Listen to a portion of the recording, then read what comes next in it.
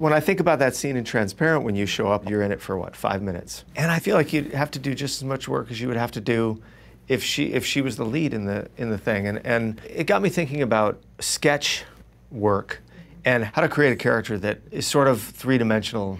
I love that you just tied it back to sketch, because that's exactly what it is. You have, in 5 minutes, you have to give people context right out of the gate, who, what, where. Like, I studied at the Groundlings, and anytime anybody started a sketch with, "Hi, how are you?"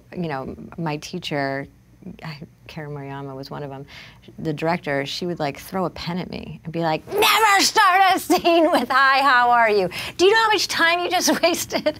Like, hit the ground running, let's go," I always say this when I used to teach improv. I used to say that every time you speak a word, you're adding information and you're basically coloring the picture.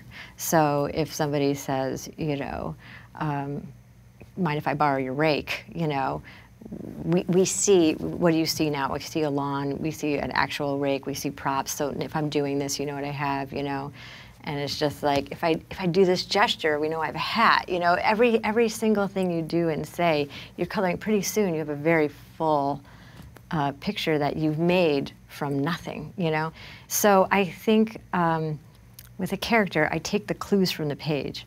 Just an example, the minimal dialogue that exists in Casual leads me to believe that she has a hard time speaking her mind, that she holds everything in.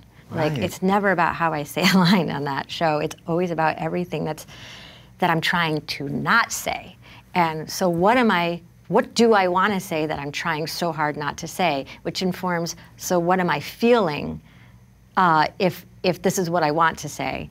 And then it's like, well, why am I feeling that?